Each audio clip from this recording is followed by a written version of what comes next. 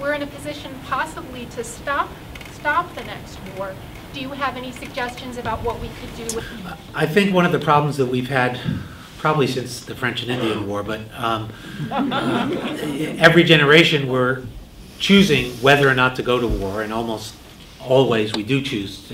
I don't think there's been a generation since the French and Indian War where we haven't gone to war. In most recent times, when we're posed with that, you know, I remember the Gulf War and certainly the Iraq War and Afghanistan. Every third retired admiral and general is on a talk show telling us, you know, shades of opinion of how and why we should go to war. But the Daniel Ellsbergs of the world, who have been on the inside and have as much or more expertise as these retired admirals and generals, who we're now finding out are in the pay of munitions manufacturers, are not seen. And so to me, one of the things, maybe a byproduct of this film, is to get Daniel Ellsberg on TV, to get the types of Daniel Ellsbergs on TV who can speak to the other side. It's almost a given that we're going to go to war, and the people we have speaking to it are different shades of how to go to war. This is one of the things I think we need to do, and there are probably people out there that work in the media, close to the media, have influence, work in think tanks and organized groups that deal with these issues, and a concerted push on whatever your level to get a wedge into the mainstream media when we have these kinds of discussions. But I agree with the questioner, by the way, that we're again seeing, and specifically from the New York Times, and not only the Times, exactly as you put it, the same kinds of articles, slanted articles, hypotheticals, and warnings, dire warnings and whatnot that we saw in the build-up to the Iraq War, and very much a sense that they're printing handouts, in effect, from an administration. That's true of this administration. That's a dismayed point, as well as the previous one. Let me just mention one aspect of the threats against Iran, which are my particular concern.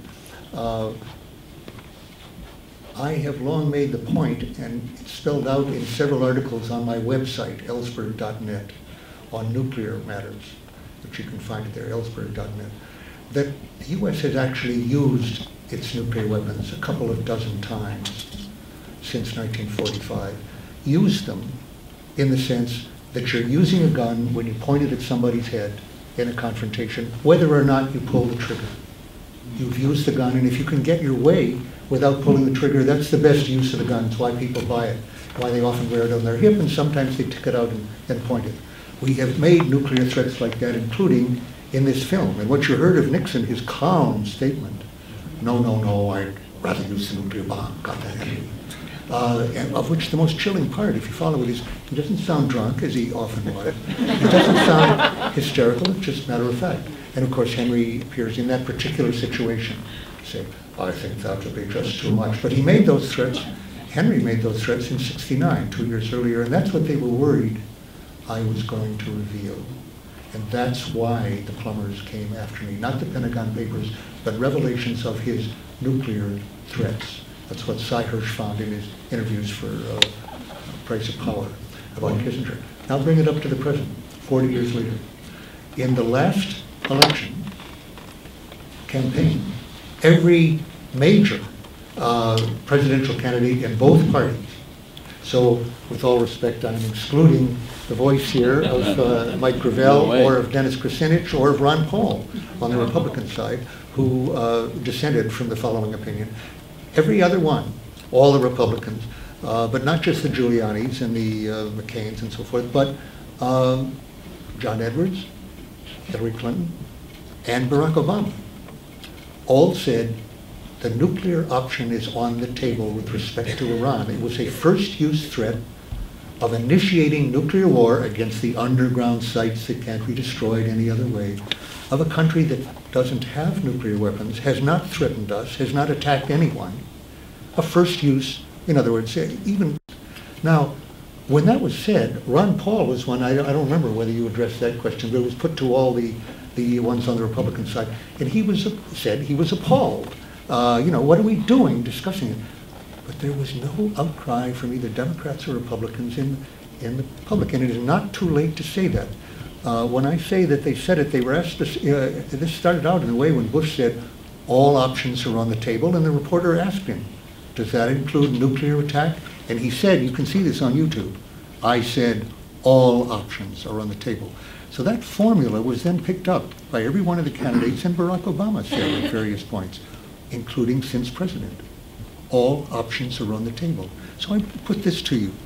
I mean, this audience are people who would be in a movement, if there was one, against this intervention, a large part of the audience here, and who are people who could start a movement. But here's just one specific issue.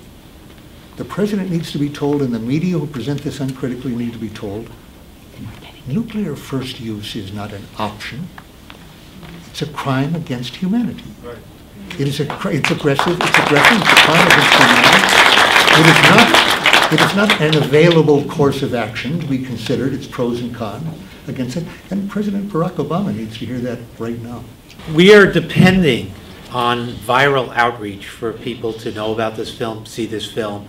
We have our website, www.mostdangerousman.org, and it has both our screenings. If you click on it, it has our screenings in every city. We're opening this weekend in Boston, LA, and Washington, and Irvine, and Louisville. And over the next 2 or 3 months, we're opening all over the country. So we're depending on you through your own email contacts, through the phone, to get in touch with your friends, your relatives, your colleagues across the country. If you use Facebook, if you use Twitter, we have things on our website where you can kind of plug in. We need this to be a viral campaign. We have a good but small distributor, First Run Features, and we don't have a major studio behind this film. So that's how you can help us. And also on the website are things that, ways to plug in politically on issues that are related to the things that come up in this film. Well, once you get the Oscar, you will get a major studio. Thank you all for coming. Thank you. Love, peace.